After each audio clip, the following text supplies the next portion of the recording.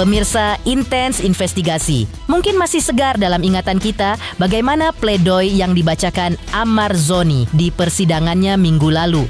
Saat itu, persidangan digelar di Pengadilan Negeri Jakarta Pusat. Orang yang sedang sakit dibuang. Di saat hanya dia satu-satunya sebagai rumah tempat saya kembali pulang, tetapi malah diasingkan atas kekurangan saya. Pembelaan atau pledoi yang dibacakan Ahmad Zoni saat itu rupanya masih menyisakan efek yang kian memanas. Untaian kata yang menceritakan sejarah hidup sang aktor tersebut kini justru menyulut api kegusaran di hati Haldi Sabri, pria yang kini menjadi suami Irish Bella. Kegusaran itu diduga pecah ketika Haldi menyinggung soal harga diri seorang istri yang kini tak lagi pantas diseret-seret dalam masa lalu sang mantan suami. Lantas, benarkah Ahmad Zoni akhirnya meluluhkan ego dan melayangkan permohonan maaf yang tulus ketika siang tadi ia kembali menapaki ruang sidang untuk mendengarkan replik dari jaksa? Lalu, akankah respon dari sang aktor mampu meredam ketegangan? Manakala Haldi Sabri secara terbuka menyatakan ketidaksukaannya melalui jagat maya. Seperti apa pula langkah hukum dari Ahmad Zoni ketika harapannya untuk bebas sepertinya kian beradu dengan tuntutan jaksa yang semakin menyudutkan? Pemirsa, bersama Intens Investigasi, kami hadirkan kabar terkini, terpercaya, dan teraktual. Tetapi sebelumnya, jangan lupa untuk like, subscribe, dan juga share channel YouTube ini.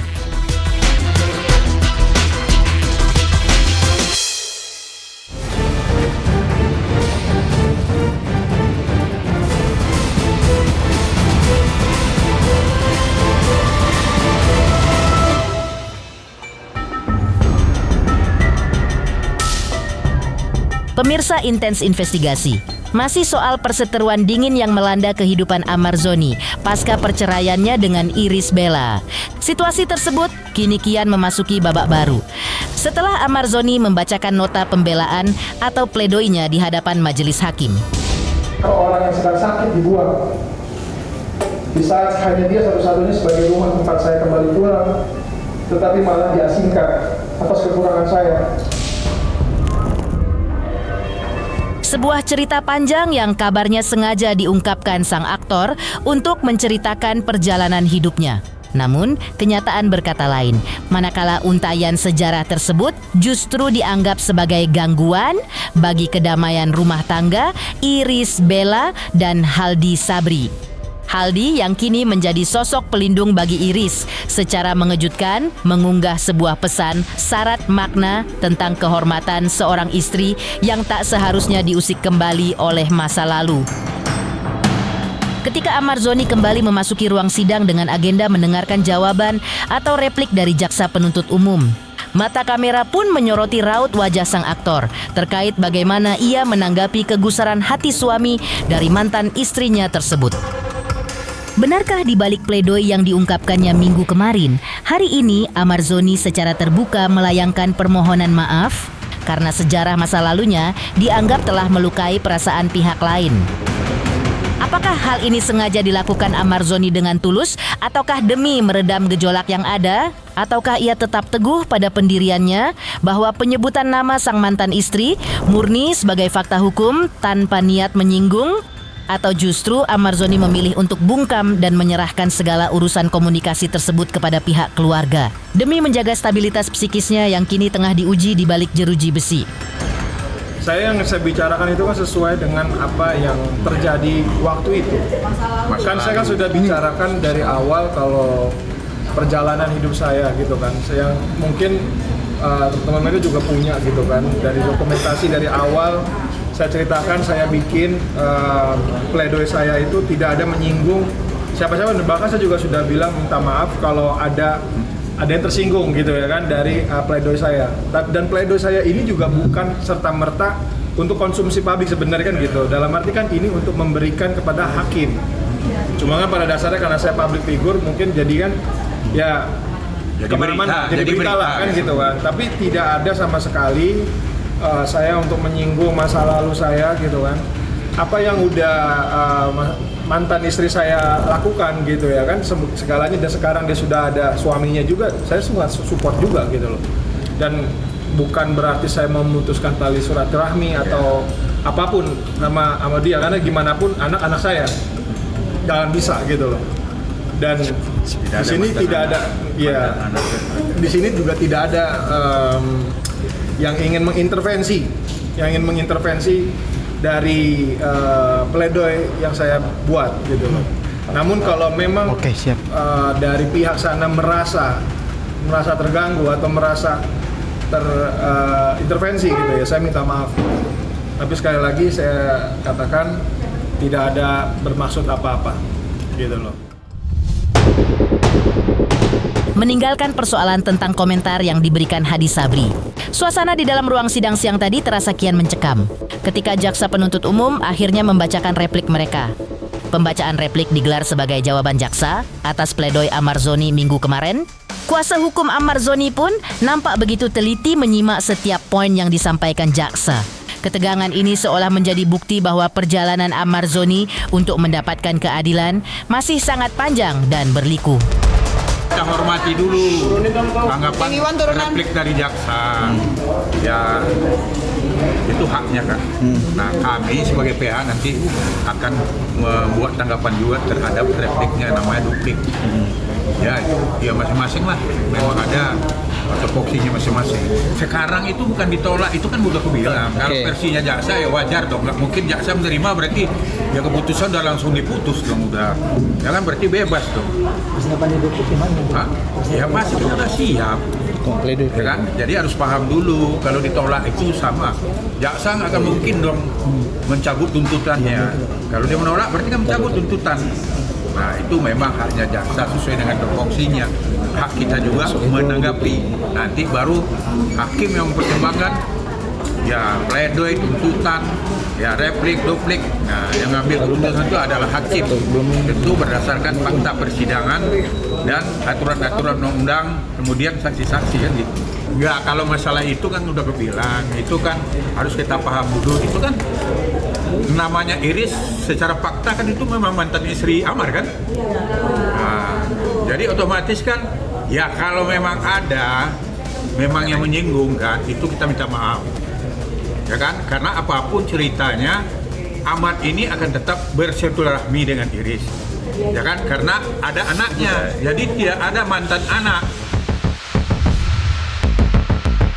Melihat kembali peristiwa yang memicu ketegangan tersebut, ketika menjalani sidang yang beragendakan pledoi atau nota pembelaan tersebut, Amarzoni secara terbuka memang sempat mengungkapkan kekecewaan yang mendalam terhadap keputusan Iris Bella yang saat itu memilih berpisah ketika dirinya kembali tersandung kasus narkoba. Ia mengaku kondisi tersebut menjadi pukulan berat bagi mentalnya. Tak hanya itu, Amarzoni juga mempertanyakan sikap mantan istrinya yang dianggap meninggalkannya di saat dirinya terpuruk. Menurutnya, sosok Iris Bella seharusnya menjadi tempat untuk pulang, bukan justru menjauh saat ia menghadapi masalah besar dalam hidupnya. Amarzoni sebenarnya telah mencoba untuk mendinginkan suasana dan mengakui bahwa apa yang disampaikannya adalah sebuah fakta sejarah yang tak bisa dihapus dari garis waktu hidupnya. Sungguh menyakitkan bukan karena rehamnya, melainkan kabar yang saya terima datang dari mantan istri saya, yaitu keinginannya untuk bercerai, meminta saya untuk berikan talak kepadanya. Dia pun tetap memaksa meminta talak. Sebagaimanapun saya sudah meminta maaf, sebagaimanapun sudah saya tunjukkan perubahan setelah saya pulang dari menjalani rehab, tetap tidak berubah sama sekali tekadnya. Dan inilah titik terendah saya. Seolah-olah kenangan buruk itu muncul secara bersamaan tentang kehilangan, dan antara hati, pikiran, dan badan tidak berjalan seiringan. Di pikiran saya mengatakan memang pantasnya orang seperti saya ini ditinggalkan. Orang yang sedang sakit dibuang, di saat hanya dia satu-satunya sebagai rumah tempat saya kembali pulang, tetapi malah diasingkan atas kekurangan saya.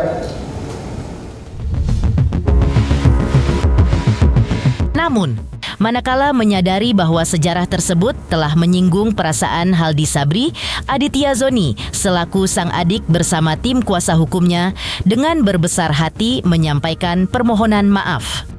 Mereka menegaskan bahwa tidak ada niat sedikit pun dari diri Amar Zoni untuk melukai rumah tangga Irish Bella saat ini. Melainkan, pledoi tersebut murni sebuah refleksi diri di hadapan majelis hakim. Itu kan masa lalu kan. Nah gimana Om? Tadi kita sempat ngobrol itu tuh kita. Ya, yang pertama kan kalau ada yang tersinggung, yang keberatan kita minta maaf lah. Ya. Kan gitu. Tapi Amar ini kan bicara itu kan fakta ya. Fakta masa dulunya. Ya kan apapun ceritanya secara hukum kan ya Iris kan memang mantan istri kan. Ada mungkin yang keberatan, ya itu kan resiko juga kan. Karena ya memang ya Amar memang bekas suaminya Iris kan. Nah memang ya kalau kita tengok tidak ada juga dalam keputusan pengadilan itu, di pengadilan agama yang melarang untuk Amar bercerita masa lalunya. Jadi dia mau cerita itu kan bukan untuk menyinggung seseorang, tidak. Dia bercerita peristiwa jalannya hidup dia. Ya. Jadi sejarahnya hidup dia itu kan nggak bisa juga ibaratnya dilarang gitu loh. Dia menceritakannya. Betul. Ya kan namanya suaminya Iris yang sekarang kalau keberatan ya itu kan memang sah-sah saja. Cuma Amar tidak ada maksud menyinggung lah kan gitu. Dia bercerita itulah bagian dari sejarah hidupnya. Ya kalau ada yang tersinggung ya kita sebagai PH-nya dan adiknya ya minta maaf lah kan gitu. Ketegaran Aditya Zoni dalam mendampingi sang kakak nampaknya kian teruji. Manakala ia melihat Amar Zoni tetap mencoba untuk fokus menghadapi proses hukum meskipun diterpa berbagai isu miring. Aditya mengungkapkan bahwa bagi Amar, segala bentuk ketersinggungan pihak luar adalah risiko yang harus dihadapi. Namun, fokus utama mereka saat ini hanyalah persiapan menghadapi persidangan yang kian krusial. Ya Bang Amar sih nggak ini ya Om ya, biasa aja sih Om. Biasa aja Kak. Bang Amar kayak ya yang tadi Om John sudah bilang, ketika memang menyinggung perasaan itu kita minta maaf, tidak ada kita niat seperti itu, niat ke arah situ itu tidak ada gitu loh. Cuma itu pure adalah history yang Bang Amar ceritakan di persidangan. Jadi kalau ada yang tersinggung kita minta maaf. Kalau Bang Amar sih tadi fokus aja. Ya apapun kita itu pasti kita selalu berdiskusi gitu kan, selalu kasih masukan dan persiapan buat besok aja sih sidang gitu. Lantas, di balik ketegaran yang ditampilkan Amar Zoni di hadapan publik, benarkah tersimpan rintihan hati yang begitu perih? Ketika ia diduga sempat ingin mengakhiri hidupnya akibat beban batin yang bertubi-tubi. Mengapa Aditya Zoni secara mengejutkan memilih bungkam saat disinggung mengenai kabar keretakan hubungan Amar Zoni dengan Dr. Camelia? Pemirsa, jangan lupa untuk terus menyaksikan Intens Investigasi. Dan pastikan, jangan lupa untuk like, subscribe, share, dan juga komen. Tim redaksi Intens Investigasi mengucapkan banyak terima kasih kepada semua subscribers. Hingga kini, channel Intens Investigasi sedang menuju ke 4 juta subscribers. Halo, saya Denny Darto yang mengucapkan selamat untuk Intens Investigasi yang road to 4 juta subscribers. Luar biasa, dan ini semua berkat dukungan kalian.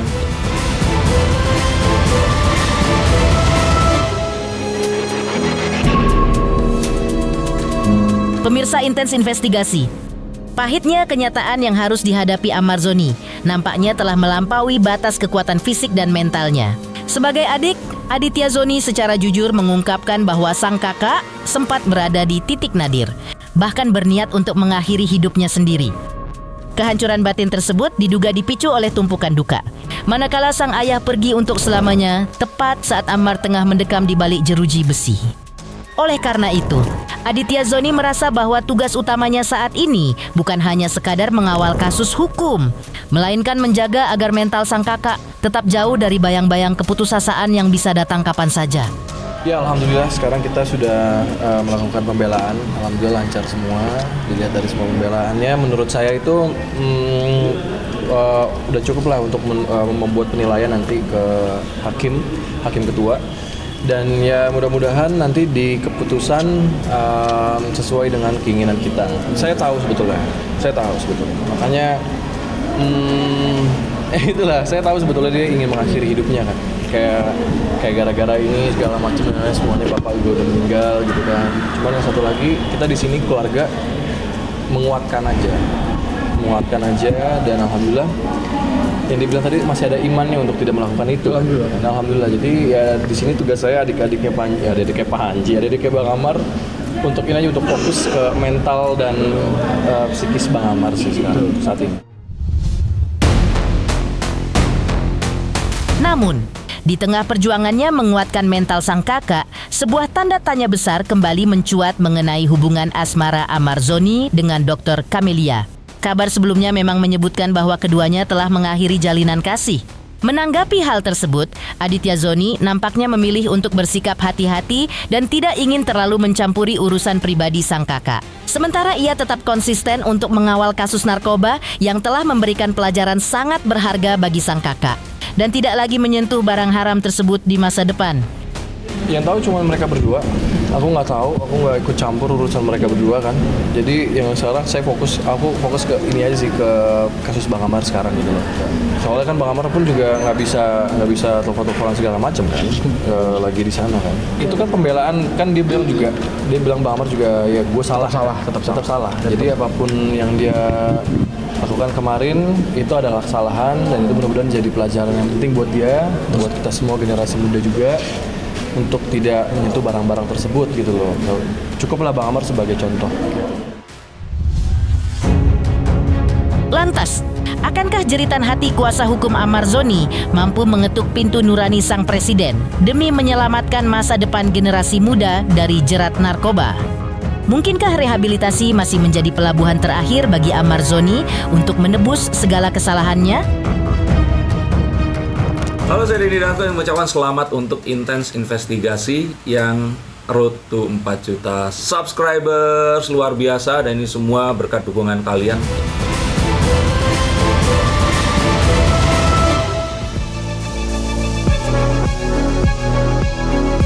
Pemirsa Intens Investigasi, puncak dari segala ikhtiar hukum yang kini tengah diperjuangkan oleh Amar Zoni bermuara pada sebuah harapan besar yang kini digantungkan di pundak pemimpin negeri. John Matias selaku kuasa hukum Amar Zoni secara terbuka melayangkan seruan agar kasus yang menjerat sang aktor bisa menjadi momentum bagi Bapak Presiden Prabowo untuk memberikan perhatian pada darurat edukasi narkotika di tanah air. Baginya, memenjarakan pecandu bukanlah sebuah logika solusi yang tepat, melainkan sebuah paradoks yang justru kian memperkeruh suasana. Rehabilitasi adalah satu-satunya pelabuhan harapan untuk menyehatkan kembali generasi muda yang telah terlanjur salah melangkah. John Matias sangat berharap agar majelis hakim dapat melihat sejarah hidup Amar Zoni dengan kacamata yang lebih bijaksana, sehingga keputusan untuk memberikan hukuman rehabilitasi bisa menjadi kenyataan manis di tengah getirnya tuntutan jaksa. Agar Amar Zoni tak sekadar mendekam dalam kesia-siaan, namun bisa kembali bangkit menjadi pribadi yang lebih baik di masa depan. Nah, jadi itu juga yang harus jadi perhatian oleh Pak Presiden Prabowo sebagai kepala negara. Untuk BNN ini edukasi dong masyarakat ini. Kalau orang minta asesmen, ini kan bukan orang yang berurusan dengan polisi aja kan, harusnya kan orang-orang yang ya ibaratnya yang IPWL yang melapor diri, ya harusnya kan juga segera di asesmen supaya dia diobati. Masalah narkotika ini nggak akan bisa selesai dengan pemenjaraan. Malah kita lihat di persidangan itu kan sangat naik ya, sampai 80% orang di lapas pengakuan dari apa itu terlibat dengan pemakaian narkotika. Ini kan berbahaya negara ini kalau begini. Malah harusnya para narapidana narkotika ini harusnya kan dapat rehabilitasi yang bisa menyehatkan dia. Ini masuk penjara malah malah barangnya katanya lebih mudah daripada apa? Itu pengakuan daripada saksi-saksi mantan napi kan. Nah ini mudah-mudahan kasus ini juga jadi perhatian oleh Pak Presiden kan. Ini kan memang Presiden harus turun tangan supaya generasi muda ini bisa terbebas dari narkotika. Dan menjadi perhatian juga untuk hakim dengan sejarahnya Amar tadi itu bisa mudah-mudahan Yang Mulia Majelis Hakim bisa memberikan hukum rehabilitasi kepada Amar. Demikian pemirsa, kabar terkini, terpercaya, dan teraktual yang kami hadirkan hari ini.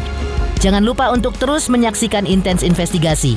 Dan pastikan, jangan lupa untuk like, subscribe, share, dan juga komen. Tim redaksi Intens Investigasi mengucapkan banyak terima kasih kepada semua subscribers.